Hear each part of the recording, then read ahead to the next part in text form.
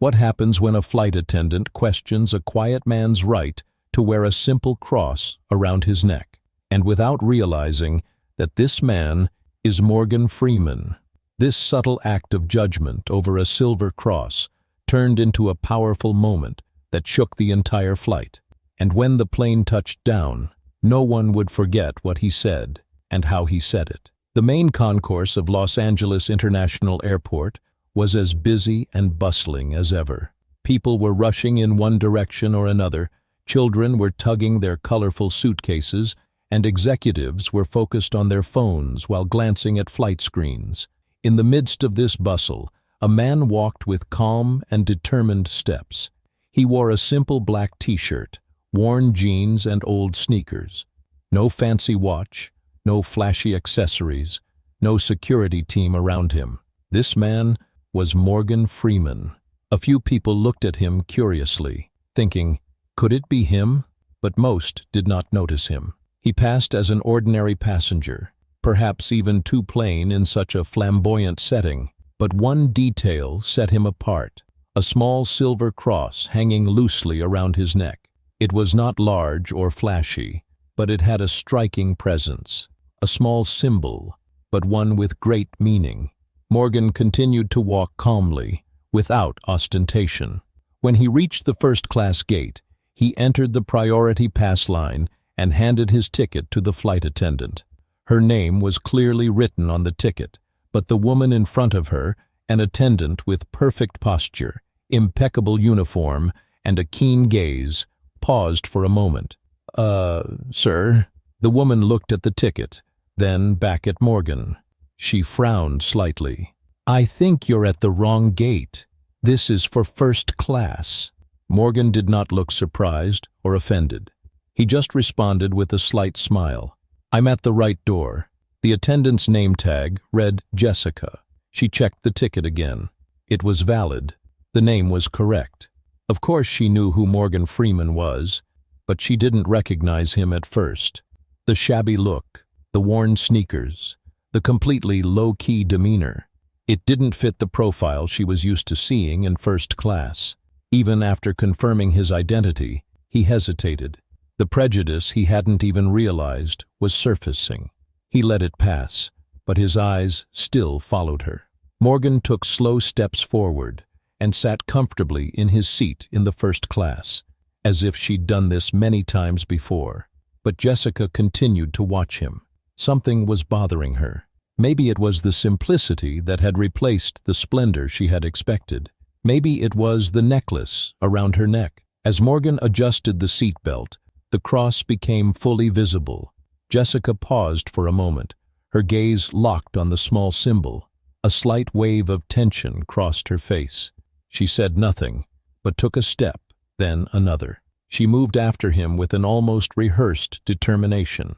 The gentle humming inside the plane had a calming effect. As the plane ascended into the sky, the world became a smoke screen shrouded in clouds. The first-class cabin was cool, comfortable, and peaceful. The lights were dimmed to a relaxing level without suggesting sleep. Morgan sat serenely, leaning against the armrests. His breathing was calm and measured. He wasn't reading a book or looking at a screen. He just existed in silence. And sometimes silence could attract more attention than anything else. His silver cross had shifted slightly, now fully visible on his black t-shirt. It was not flashy, not perfectly shiny. In fact, it looked a little worn, frayed at the edges, as if it had witnessed many stories over the years. But that little piece of metal meant more than most would have guessed. Jessica continued to stare at him surreptitiously from the kitchen area. The way he was sitting there, so calm and confident, was creating a restlessness in her that she couldn't explain. But she didn't know why. She had dealt with many celebrities before. Loud ones, demanding ones, privileged ones. But Morgan Freeman was different. His silence, his confidence, and his little silver cross told a different story. But Morgan didn't fit these expectations. Yet there was something about him, or perhaps the necklace around his neck, that Jessica couldn't put a name to, that made her uneasy. After a few minutes, He moved toward her. His posture was professional, controlled. She had rehearsed it many times in training, in front of mirrors, thinking about how she should react in a crisis. The flight was not just a journey. This was his space, and he was determined to maintain order. "Sir," he said, lowering his voice a little, "we have some policies about prominent religious symbols in public areas, particularly in this cabin. We ask for extra caution." Morgan turned to him slowly, her expression unreadable. "I'm sorry. Did I violate a rule?" Jessica's voice remained soft, but her emphasis sharpened. "This is not a violation of the rules, but we try to maintain a neutral environment. Some passengers may find certain symbols offensive." Morgan looked at his cross for a brief moment. "I've been flying this way for years. No one's ever said anything." Jessica hesitated. This was not an answer she had expected. "Yes, but times are changing. Some passengers may be more sensitive nowadays. We just ask everyone to be sensitive. Perhaps you could bring your necklace inside?" His hand moved vaguely toward the necklace, as if avoiding a direct gesture. Morgan didn't get angry or back down. "This cross is not just an accessory. It's not a provocation. It's part of who I am." Jessica responded with a slight smile, but it was not to bond, but to soften the situation. "Of course we respect that. We only ask passengers to use personal expressions in moderation, especially in first class." What he said seemed to be within the rules, but there was a faint harshness in it. A woman across the aisle looked up, listening to the conversation. A few rows back, a man removed his headphones. The air in the cabin had changed noticeably. It wasn't noisy or chaotic, but it was tense. Morgan's voice was equally calm, confident. "With all due respect, I think I've been targeted." Jessica blinked. "What?" "If someone else wore a tree or a star or a simple stone necklace, would you ask them to hide it?" Jessica opened her mouth, then closed it. She tried to collect her words. "That's a different matter." "Then what is the point?" Silence. She didn't respond. Instead, he cleared his throat and bowed his head slightly, saying, "I'll give you a moment." Morgan lifted her head and stared at him. "This necklace has saved my life countless times, in war zones, in hospital rooms, on nights when I thought I would never wake up." His voice did not rise but filled the cabin, like a deep silence echoing in a church. "I won't hide it. Not now. Not ever." For the first time, Jessica could not hide her emotions. Disappointment, confusion. The professional mask on her face cracked, if only momentarily. It was a small moment, but everyone noticed. Passengers turned to look. The energy in the cabin had completely changed. No one hesitated anymore. Silently, sides were forming. One man picked up his phone and started secretly recording. Another whispered to his wife, "Is that really Morgan Freeman?"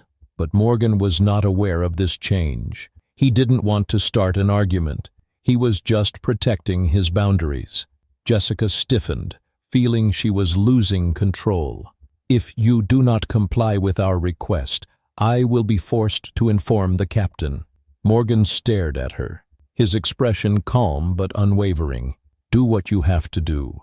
But know that it's not what I'm wearing. It's what you see." There was absolute silence in the cabin. Time seemed to stand still. Jessica opened her mouth but closed it. She had nothing left to say, and everyone knew it. Morgan remained in his seat, unshakable. His cross still hung peacefully on his chest, over his heart. Jessica turned back. Her steps quickened. His face looked expressionless, but this time he did not try to hide the tension in his voice. "Sir, I've received several complaints from other passengers. Some of them say they are uncomfortable." When he spoke, his voice was still measured, but he failed to be completely objective. Morgan looked at him calmly. "About what?" Jessica paused briefly. The answer was obvious, but she hesitated to say it directly. "It's about the display of ideological symbols in a closed and shared environment. We're trying to create a space where everyone can feel comfortable. Morgan didn't even blink. A symbol of faith makes people uncomfortable? Jessica took a short, sharp breath. Think about it. If everyone starts carrying political badges, religious symbols, ideological slogans, it creates division in a space designed for unity. Morgan leaned forward slightly. His voice was still calm, but now with a deliberate clarity. Then the problem is not the symbols, but perhaps what people are being taught about them. His words echoed louder than his voice. Several passengers nearby shared glances. One man inconspicuously tilted his phone slightly and pressed record. Jessica realized this and stood up straight, as if trying to regain her authority by straightening her posture. "I'm just following protocol. If you don't cooperate, I'll have to inform security." These words drew the full attention of the cabin. More heads turned, a wave of silence spread. Such silence that it felt like something had changed beneath the surface of the daily routine. But Morgan didn't blink. He didn't raise his voice. He spoke only by looking directly into her eyes. "Call whoever you need to call. But remember, it's not what I carry in my chest that's the problem. It's what's in your gaze." A deep silence fell. Jessica looked at her, as if a mirror had suddenly been held up in front of her. It was not judgmental, just a clear look. Morgan's words were not offensive, but they were the truth, and the truth made it hard to accept. At the back of the plane, a stewardess stood still. One of the couple continued recording. A few passengers nodded slightly, but no one spoke. The divide here was no longer between religions or ideologies. It was between perception and reality. Jessica stepped back silently, her jaw clenched. She didn't know it yet, but the wind had started to shift. Morgan wasn't stepping back. The atmosphere in the first-class cabin had changed. The tension, which had been light at first, was now more intense and electric. It was such a change that passengers began to sit up straighter, whisper less, and watch what was happening more carefully. Morgan was still in his seat, his silver cross on his chest, motionless and visible, not as an expression, but as a reality. He hadn't moved, but everyone around him had changed. Jessica stood in the galley with her arms crossed and her jaw clenched. She was no longer just angry. Now she was being tested. Her authority was being silently questioned in front of the passengers she was supposed to obey. And the judgment was coming not only from Morgan, but from his crew, and perhaps from himself. His fingers tapped lightly on the tablet attached to the trolley. His uniform suddenly felt heavier, the collar tighter. He took a deep breath and turned sharply. "Ashley, I want you to come up front with me." The young stewardess blinked, hesitated. "Is everything all right?" Jessica put on a tight expression that looked like a smile but wasn't. "I have a situation that I would like to resolve in accordance with protocol. Passenger 2 is refusing to comply with a direct instruction. I'm escalating the situation." Ashley paused. "Because of the necklace?" Jessica didn't answer directly. "It's about setting a precedent." Ashley reluctantly followed her. When they returned to Morgan's row of seats, several passengers were pretending to look at their books or screens, but their attention was completely elsewhere.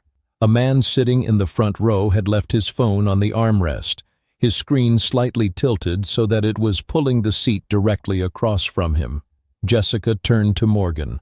Her posture was more rigid than before. Ashley stood just behind her, watching silently. "Mr. Freeman," Jessica said, louder this time.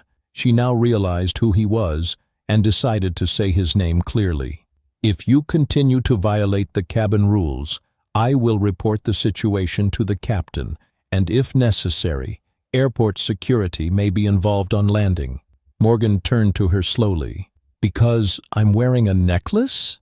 Jessica's face flushed. "For refusing to follow a crew member's instructions during the flight." Her words were formal and rehearsed, but they sounded heavy, like lies echoing in a silent room. More passengers were now listening clearly. There was no scene, no shouting, but what was felt was a deepening conflict, and it was as if something important was at stake here. Ashley spoke in a soft voice. "Maybe we should talk to the captain together."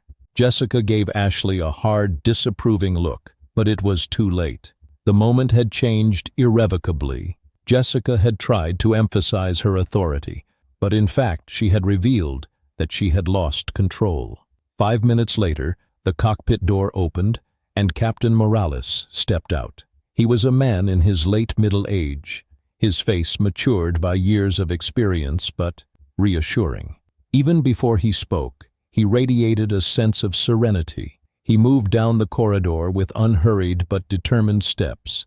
When he reached the kitchen area, Jessica immediately stepped forward and spoke quickly. "Sir, we have a passenger who refuses to observe basic courtesy. I have asked him several times to conceal a religious symbol that could disrupt the cabin atmosphere, but he has refused, making the situation even more tense." Captain Morales listened to Jessica's words without interrupting her and then turned to Ashley. "What is your opinion?" Ashley swallowed slightly, then spoke. Morgan was quiet and respectful. She didn't raise the tension in any way. She just refused to hide her necklace. The captain nodded and moved down the aisle. The gazes of the passengers followed him. When he approached Morgan, his posture was calm but authoritative. It resembled a teacher talking to a student who was listening intently. "Mr. Freeman, this is Captain Morales. There seems to have been a disagreement over a protocol. I'm here to ensure the comfort and safety of both crew and passengers. Can you tell me your point of view?" Morgan looked up, his expression still calm, his voice clear and determined. "Your stewardess asked me to keep this." He touched his silver cross lightly. "She said it might make others uncomfortable, so I said no." A brief pause. "I told her that this necklace has been a part of my life for many years. A symbol not of an ideology, but of a faith, the one that gave me strength during the most difficult times. I'm wearing it for myself, not to give a message." The cabin became so quiet that the click of a belt buckle could be heard 3 rows away. Captain Morales listened intently, and when Morgan finished his words, he turned to Jessica. His voice was soft but distinct. "Did he say anything disrespectful?" Jessica opened her mouth, but the words didn't come out. The captain turned to Ashley. "Did he show any aggressive behavior?" Ashley shook her head from side to side.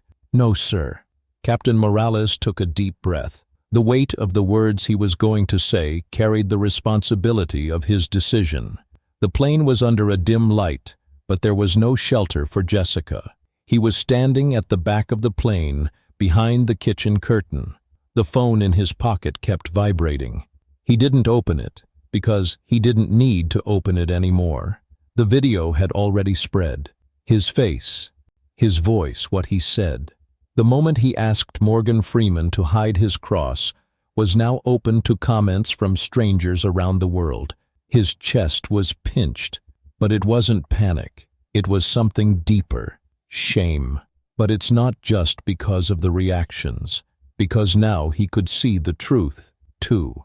That moment came back to life in his mind, but not from their own eyes this time. Through Ashley's eyes, through the eyes of the passengers, through Morgan's eyes.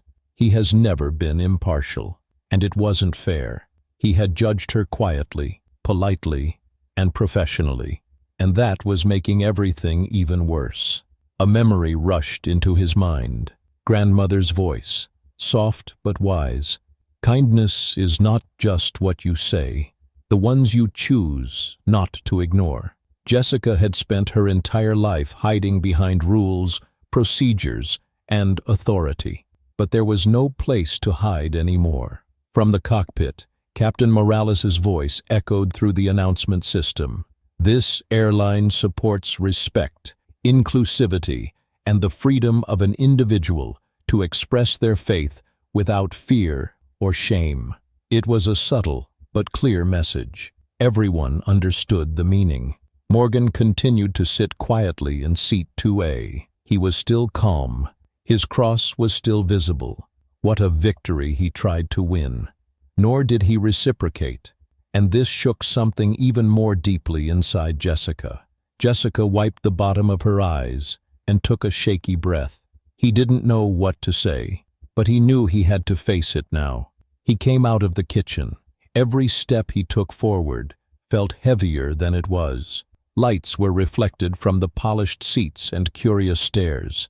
As he approached Morgan's row, the cabin became completely silent. Morgan looked at him. He was calm as usual. Jessica stood in front of him. The words were knotted in his throat. That's why he let his body do the talking. He slowly got down on his knees. A faint hum of astonishment rose in the cabin. Jessica spoke in a soft voice. "I was wrong." His voice was trembling. "I told myself that I was protecting the cabin. I thought I was being professional, but actually, I was just protecting my own discomfort." His eyes filled up. "I've spent my whole life thinking that neutrality makes me strong, but actually, it just blinded me." He looked up. "I'm sorry." Morgan was silent for a moment. Then gently, he stood up and held out his hand. "Jessica." He took her hand. Morgan lifted her to her feet with quiet grace. The applause slowly subsided. At that moment, he was suspended in the air. Jessica was still standing in front of Morgan. He was shaken, but he had changed. It was the first time he had felt so exposed since putting on the uniform. It was fragile, but it had lightened up so much. Morgan was still holding her hand. He wasn't doing this to give a message. He was just doing it to make his presence felt. Jessica almost whispered to herself, "I don't know how to make up for what I've done." Morgan looked at him tenderly. "You don't have to make it up." He let go of her hand gently. "You confronted them. Most people don't even do that." Jessica blinked her eyes. The cabin was quiet. Everyone was still watching, but the stares were no longer judgmental. They seemed more impressed. Morgan pointed to the empty seat next to him. "Sit down if you like." Jessica nodded and sat down. His posture was no longer rigid. He was not acting a role. Gently whispered, "I used to believe in something. Before we get down to this business, before rules, protocols, and fear entered my life." The news headlines soon spread everywhere. Morgan Freeman chose elegance over conflict. A silent belief became a truth expressed out loud. A flight attendant apologizes in the air, and the world is watching. But Jessica didn't care about the news anymore, because something else had changed inside him. In 2 weeks, a soft, natural light was filtering through the window of a modest apartment. Jessica was sitting in front of her phone. There was no makeup on her face, no uniform, just that and a plain t-shirt. She was holding a small silver cross in her hand, the cross that Morgan gave him after the flight, the cross he carried around his neck during that moment. He fixed his eyes on the camera. "For years, I thought that what is called professionalism is to hide who I am." He looked down at the crucifix in his palm. "But it reminded me what it means to be human." He smiled. "Today, I'm not hiding anymore." He paused. "Thank you, Morgan." He stopped recording, and for the first time in a long time, she felt complete. The camera was turned off, but he was still sitting there. He was holding the cross, not as a symbol of a religion, your courage, your grace, the power of choosing kindness over control.